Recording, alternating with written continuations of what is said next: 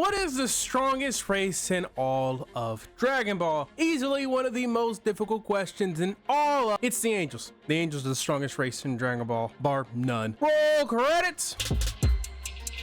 Okay, so let's do this instead. What is the strongest mortal race in all of Dragon Ball? So before we begin, what do I mean by strongest? What I mean is simple. The average strength of that race is stronger than every other race. We are not looking for how strong a race can become, but how strong that race is right now. Because theoretically, any race can become the strongest with time, persistence, and luck. And also, Dragon Ball can deadass just make a new mortal race in a few years that would make this video obsolete. That is why the context is right now. Also, it's age based. So comparing those who are only a few years apart in age, not this 45-year-old in this race versus this 5-year-old in another race, because that would throw things off a lot, as potential would heavily come into play there, which is not what I want. But now with the short and sweet explanation out of the way, hey, it's editing me here, so something I forgot to put at this part of the video when I originally wrote this script, because I didn't think it was going to have to be said because it's heavily implied, but I realized while editing, I can't assume with some of you people, because that is a terrible idea. We're only going to be talking about the canon ones, and specifically the anime versions of the canon races. So if it only appears in Daima or in GT or in the movies or in the manga, it's not going to be discussed. And the reason we're not touching the manga specifically is because the super news, oh, it's coming back, anime, seasonal, yada yada. I don't feel like them adapting something, but they changed something about the race that was in the manga. And if I talk about the manga, then someone's gonna come, I just don't feel like fucking touching it. I don't feel like dealing with it. So we got that understood. If that race does not appear in the anime version, Dragon Ball, Dragon Ball Z, or Dragon Ball Super, it will not be discussed in this video. I cannot be much more crystal clear than that. Back to the video. Let's start off with the most represented race in all of Dragon Ball, the humans. Are humans the strongest race in all of Dragon Ball? And shocking, absolutely no one. The answer is no. When it comes to humans, they've effectively slowly been getting power crept out of the series since the start of Z. Even with humans like Krillin becoming stronger over time, the issue with them is for every one step they take, everyone else takes several dozen steps, if not more. And that's talking about the standout amongst the humans. When it comes to your average human compared to the average of other races, there is only 4 words that feel appropriate to say.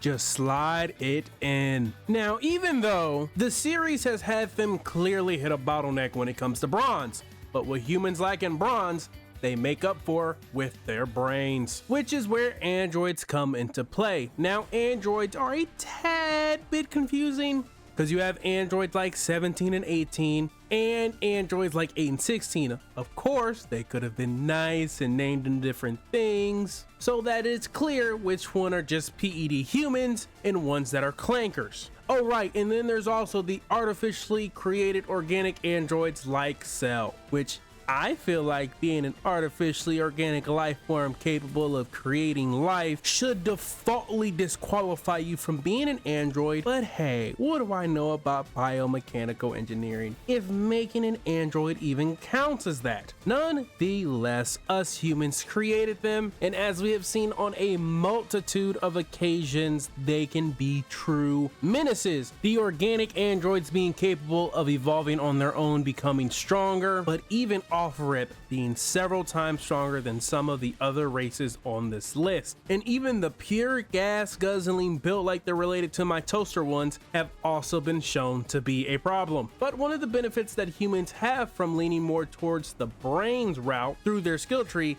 is that intelligence, more so information, is able to be passed down to the general populace. So anyone with an IQ above anyone who's still buying NFTs in the year of our Lord and Savior 2025 would be able to be taught and use things created by much smarter people. Unlike the physical attributes, where a lot of that comes down to genetics, right? You can't teach someone how to lift 1,000 pounds or run a sub 10 seconds on the 100-meter dash, which is why technically any human could look at how Dr. Gero created any of his androids and copy what he did exactly and make an android. Okay, not really, because some of us can't even understand the instructions to building IKEA furniture, let alone a fucking android, but with some time, instructions, persistence, and help, maybe even a lot of help, anyone can still make an android. Whereas on the physical side, even with the proper instructions, persistence, it does not matter.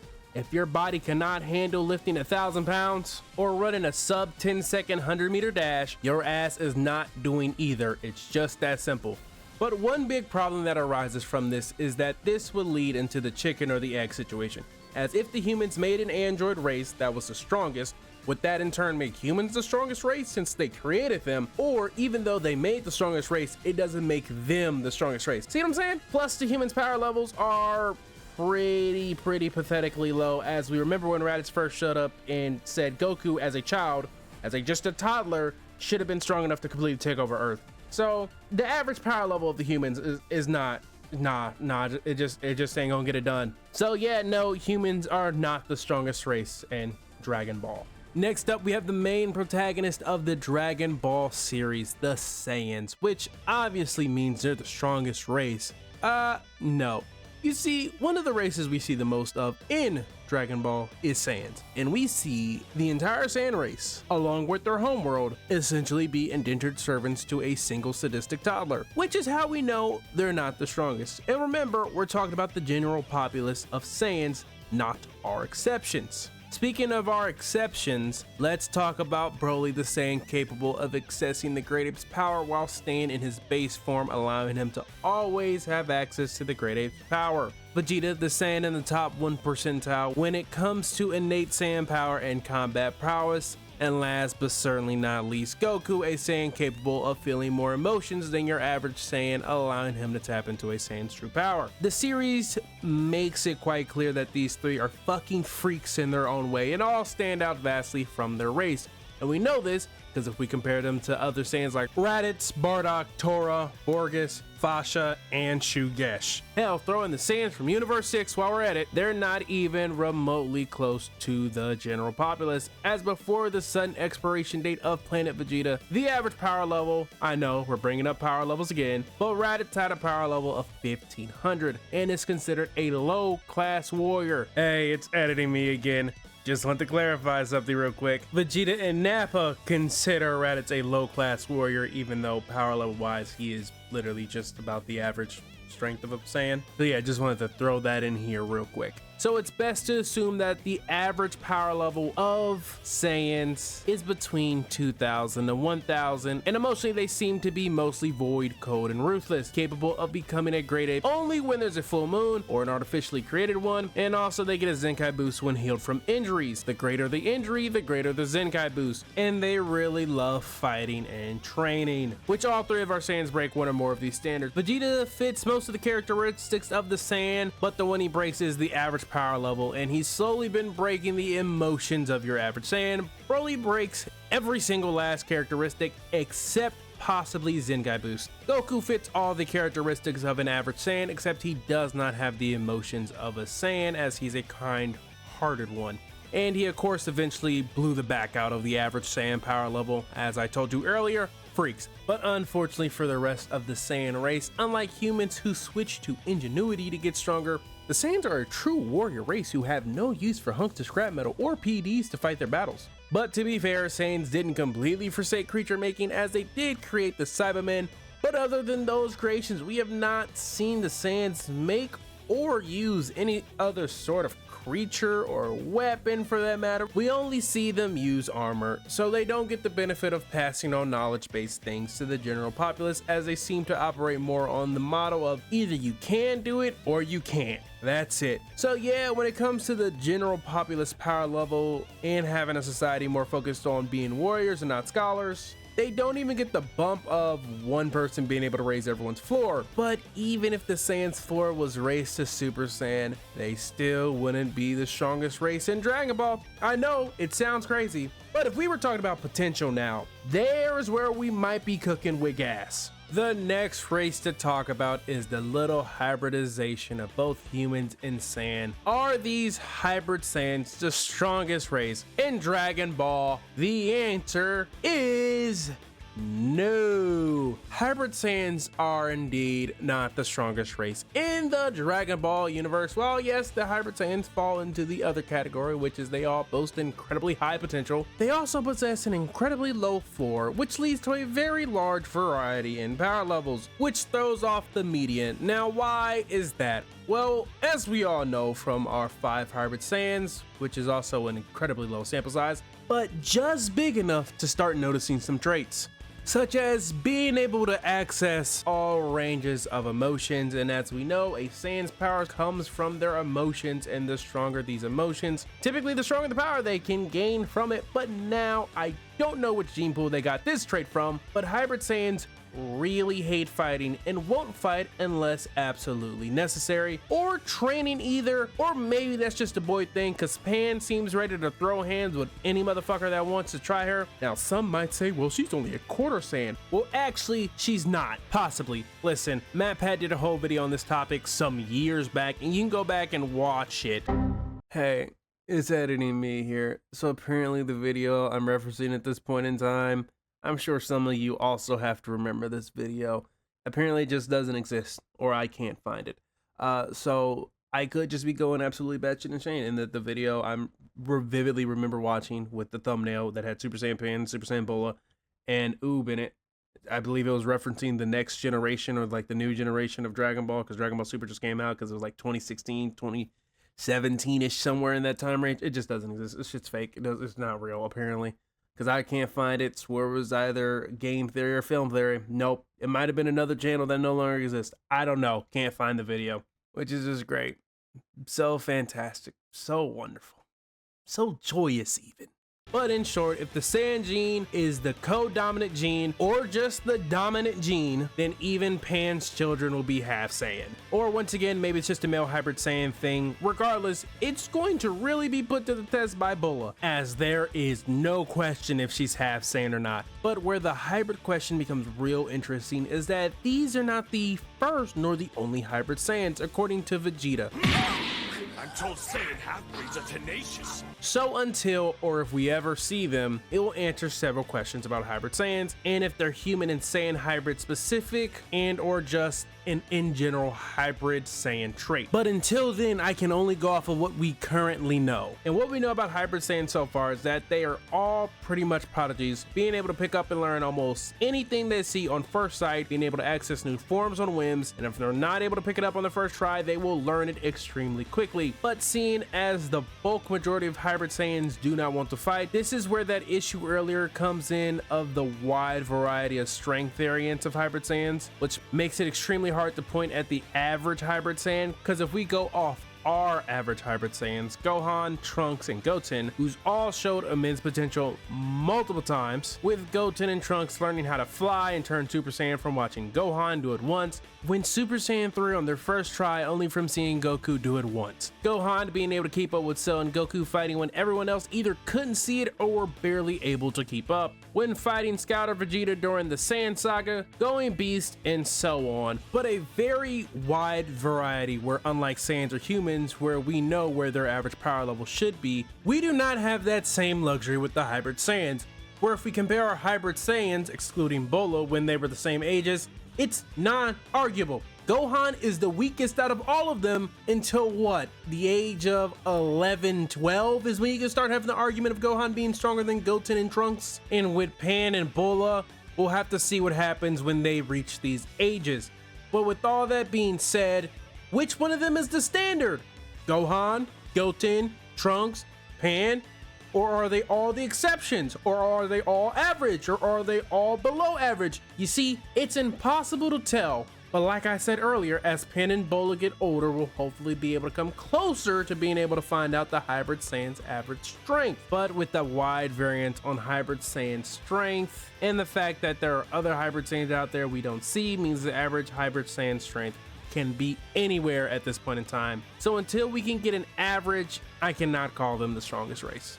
The next race we are going to be talking about is the Frieza race. One of the most inherently strong races in Dragon Ball, is clearly the strongest mortal race, right? Well, you are incorrect once again. You see, the Frieza race is an interesting case because Frieza race is not their official species name, because as far as I'm aware, we have yet to know their official species name, because Frieza is the first of the race we saw. And with no official name, we all just call it the Frieza race. Even the Dragon Ball games refer to it as Frieza race. But the real issue with the Frieza race is we don't know if Frieza is the exception or the standard. Well, I mean, it's heavily implied that Frieza is the exception from his own race, but the question is just by how much. Is he like LeBron James compared to the average person, or like LeBron James to Paul George, right? That one was for all my basketball people out there. That's the thing, because since he seems to be the exception, where does that leave the standard? Anywhere below his non-training ass initial power level of 500,000? Well, actually, the only other canon species of Frieza we see is King Cold and Frost. But making the comparison between the three is really hard, because King Cold was older than Frieza, having years if not decades on Frieza. Plus, even if Frieza is now the same age or older than King Cold was back then, it doesn't matter, because Frieza has been training, unlike King Cold, who it's pretty fair to assume never trained because he did not need to, would be significantly weaker by magnitudes to Frieza, who's gotten to train. And then there's Frost. He's from a fucking different universe, so he's not really that great of a barometer for the Universe 7 Frieza race. Other than those two examples, the only others we have to go off of is the two non-canon members of the Frieza race, even though, God, I wish one of them was real: Cooler and Chilled. Speaking of which, when I last talked about Cooler, it was about making him canon, and in that video I made a reference to Frieza having a mother, and boy howdy did you guys let me know Frieza does not have a mother. And I thought I was crazy because I swore I heard Frieza himself reference a mother. Turned out that in Dragon Ball Z, the English dub, Frieza did indeed mention having a mother, as well as in some video games in the manga as well. So I'm not crazy. Also, Frieza in his first form and King Cold as well wear underwear, which to me suggests that they must have male reproductive organs, which would insinuate that there are female Frieza members. But regardless whether Frieza race has females or if it was just the old English dub being the old English dub, which old English dubs were peak, by the way, and I will not be told otherwise, and acting like Dragon Ball has not retconned shit before and they can't just retcon Frieza race having females is wild. Because the video was about having a plausible way to have Cooler exist when he has never been mentioned or hinted at before, if they wanted to keep the plot line of them being brothers and have a reason for Cooler to even appear. What were we talking about again?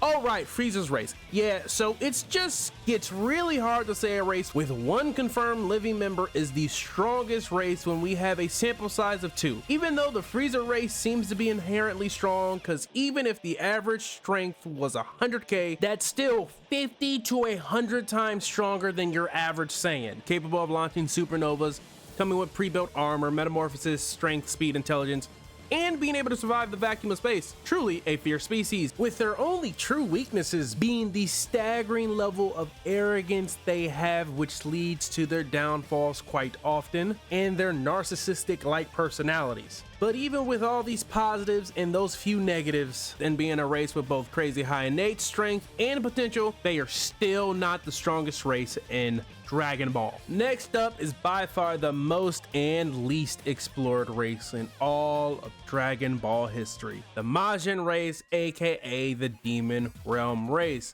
So is the Demon Realm race the strongest race in Dragon Ball? And as you've probably already picked up on, no, the Demon race is not the strongest race. But let's go back to a point I just made earlier when I said they were the least and most explored race. What I mean is that canonically, the only true demon from the Demon Realm we see is really Deborah, as far as I remember, and that's where the least part comes in. And here's where the most kicks it into high gear. If you've watched or played almost any non-canon Dragon Ball related properties, the main antagonists are more times than not demons. Shit, almost all of Dragon Ball Heroes villains are demons. Xenoverse, which will apparently never get another game, main antagonists for both games were demons. The latest Dragon Ball anime was all about the Demon Realm. You have Janemba, who's more or less a demon, even though he's more like the incarnation of evil. Whatever, I'm counting. But to be truthfully honest, I can't even say whether or not the demons are a strong race, because if we consider all the media, their powers are all over the board, because their power is based on magic, which if I've learned anything from watching and reading my decade plus of anime, magic can literally mean fucking anything. It could be the most underpowered, mundane mundane thing or the absolutely most broken, reality-threatening disaster, the likes of which we've never seen, or anything in between. Who fucking knows, because I sure as hell don't. But because magic exists in Dragon Ball, it just raises more questions. Like, does that mean there's mana, or is there not mana? What's the fuel source of magic? Is there a limit to it? Can you get more mana as you get older, or whatever you're born with is what you got? Can a non-demon realm race learn how to do it? Unlike Ki, where we know what it can and cannot do for the most part. You see, there are so many questions that have not been answered in the canon because magic is a bitch, so implementing it in any universe, especially one where another power source such as Ki exists, is a biatch. Which is why we have not really seen an enemy use magic-based shenanigans since, really, Deborah. I mean, I guess you can count the Universe 2 girls because they're magical girls, but they don't really use magic, and that's probably why we see it a shit ton in non-canon media, because like I said, the range of what you can do with magic is actually wild. So wild, in fact, that when magic fails for them physically, similar to another race on this list, humans, they use that shit like science, because magic and science live next door to each other, obviously, and just make some artificial life forms. Well, I say forms, but I'm really just talking about Majin Buu, as he's the most notable one of the bunch, and we already know how broken he is, but we run into the same problem we had earlier, the chicken or the egg situation. But even with that, with the demons mostly using magic, it just brings up way too many questions that don't get answered, that really need to be answered in order to have their name float in the conversation of the strongest race. Plus, the canon quantity issue makes another appearance. The only difference is that we know there are more demons. We just have yet to see them in actual canon. So until we do, they're dead ass just a question mark for now. Unless they decide to make Daima canon, which would be its own giant fuck off mess, trying to explain how that fits into the continuity. The next race are the honorable mentions, such as the Ginyu Force, the Yardrats, Frieza's army, all the races from the TLP, all the other Earthlings that are not humans, such as Poar, Shu, Oolong, Chiaotzu, the Truffles, and all the other races that I'm probably forgetting. Throw them in here too. So let's touch on each race quickly and why they're not the strongest. The Ginyu Force is a multi-race, so not a big enough sample size of each race, along with all the exceptions. Yardrat, we barely know anything about them. They pretty much only exist so Goku could have a reason to teleport. Frieza's army, comprised of way too many races, so none of them are special in the least bit. They're all mostly fodder, except Shilai and Limon for plot purposes, and Zarbon and Dotodoya for actual combat abilities. But Zarbon and Dotodoya are the only ones of their races I remember seeing in the Frieza army, so once again the exception. The TOP is just a tournament about the exceptions to the rules of their own race,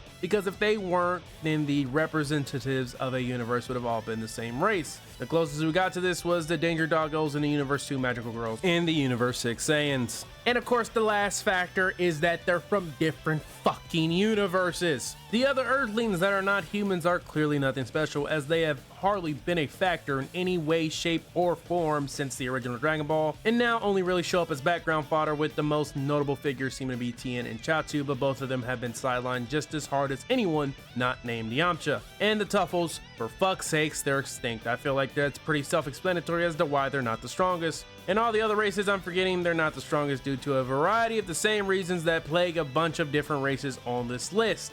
And that is all for the honorable mentions. So now, let's finally move on to the strongest mortal race in all of Dragon Ball. Drum roll, please.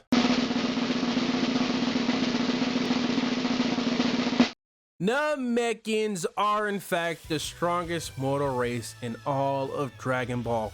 Now, how is that possible? Well, we just said it. Dragon Balls, the absolutely most broken plot crutch to ever exist. You know there are entire series based about finding something that can do what the Dragon Balls do that have yet to find their said Dragon Balls. So we know the Dragon Balls, the wish granting balls, capable of granting seemingly any wish from full-blown immortality, making someone the strongest in the universe, reviving the dead, create a planet, teleporting anyone or an entire species anywhere to getting natural work done, and God forbid you're homies with the dragon, because then you get 3 of them bitches at a time. With the only stipulation being that the Dragon Balls are connected to a single Namekian, and if that Namekian dies, then the Dragon Balls stop working as well. But the ownership or soul connection to the Dragon Balls can be passed on to another Namekian, like how the Dragon Balls on Earth were connected to Piccolo, and now they're connected to Disdain instead. And that there can only be one set of Dragon Balls per planet. That's why the Namekians are the strongest race, because they actually have access to the cheat code. They have console commands. With having access to one of the strongest plot devices in all of fiction, if the Namekians were to go full balls to the wall evil, they would be the most unstoppable force in Dragon Ball, where the only people who would be able to stop them is the angels and Zeno. That's it. Not even the gods of destruction, because as the TOP taught us, it's possible for a mortal to become stronger than the gods of destruction, a la Jiren. Now the Dragon Balls do make them the strongest mortal race in Dragon Ball, but even without the Dragon Balls, the Namekians are still a capable race. Having regeneration now, it's nothing on the level of Boo or Cell, but it's still quite good. Able to absorb other Namekians to get stronger. Have very long stretchy limbs, seems to mostly be the arms though. Capable of body metamorphosis, specifically body enlargement, telekinesis. They also have a paralyzing beam. Now, even though we have seen many other Namekians fight, we have not seen them fight extensively except Piccolo, so with some of these abilities, it's kind of hard to say whether they are Piccolo-specific things or if they're moves all Namekians are capable of performing. But something else Namekians, even though not all of them can do this, like Piccolo for example, is unlocking one's potential, granting someone even greater power. And let me not forget, capable of healing someone back to 100% health. Now it seems that maybe it can't fix terminal illnesses like Goku's heart disease, but it can definitely full heal you from an ass whooping. Yeah, Namekians are like all the roles put together. They're tanks with the regeneration, DPS as there are Namekian warriors, healers, look at Dende, and also the support class, being able to unlock one's potential and having access to the Dragon Balls. Also, Namekians reproduce asexually, meaning that one Namekian can always turn into an entire population. Namekians can literally kind of just do everything. They're even smart enough to build spaceships, as that's how our original Namekians got to Earth. So they are the Swiss Army knife of Dragon Ball, which is why they have always been useful in Dragon Ball since just Dragon Ball. Fun fact, Piccolo is only like 4 years older than Gohan, so in Superhero Piccolo is only like 30, which is always wild when you think about it. All right, just thought I'd throw this last little bit in here as a safety net, because God knows some of the comments are gonna be irritable. If the Namekians woke up one day and said fuck it all, who's gonna stop them? Like if they said fuck it, we don't care anymore, give us all immortality, make us all the strongest in the world, make us all invincible, give us infinite power, infinite ki, what is anyone gonna do? What is any mortal race gonna do? That's pretty much the entire point. If they weren't so good-natured, friendly, and cordial, I mean, think about it. The evil Namekian, Demon King Piccolo, his most evil, vile wish was to make himself younger so that he could be the strongest and rule the world. That was it. Like, it wasn't like destroy the planet, enslave the... Nope, that was it. Even Lord Slug, his non-canon ass, his vile evil wish as he's the destroyer of all the universe, galactic, blah, blah, blah, blah, blah, was make me younger. That was it. Like, what are we, like, it's just not, there's not in their bones, it's just not in their DNA. They can't be vile evil. If they did, Sears would be wrapped, it would all be over. That's pretty much what I'm saying. Like, when you have the top 5 strongest beings in your corner, like, it's over. Like, the Dragon Balls are the Namekians are the Dragon Balls. The Dragon Balls cannot exist without the Namekians, therefore, it's not even like a chicken or the egg situation, because one needs the other. Shenron cannot exist without a Namekian. We haven't seen it yet. Maybe, but we have not seen it yet. So until then, Namekians, they got the Dragon Balls. I don't know what else you want me to say. Well, one last thing I can say before I know someone's gonna throw it in my face in the comments of, well, you said how strong a race is, not how strong that race can be. As I've said, the Namekians can wish for all the wishes in the world today, in the next minute, next hour, any point in time, unlike the other races who have to train, time, effort. Yeah, there ain't no time. They can just do it now. They can do it whenever they feel like it. They can just simply wish on that Dragon Ball. Oh, strongest. It's just there is no waiting. It is how strong they could be right now. If they wanted to, they could be that strong right now. There are other races, if they want to be the strongest right now, they couldn't. Time, effort would need to be had. Namekians, right this second, they could be the strongest. So yeah, Namekians are in fact the strongest mortal race in all of Dragon Ball, due to, well, the Dragon Balls. Even without them, they are still a problem. Now, nowhere near the top dog, but still pretty strong themselves. And that's going to be the end of this video. If you disagree and believe it should be another race from Dragon Ball, or maybe some facts I'm forgetting, let me know in the comment section below. Also, if you made it this far and enjoyed what you saw, do not forget to like that video, hit that subscribe button, and ring that notification bell, as it all helps the channel out greatly. That's all I got. I am gone. Peace.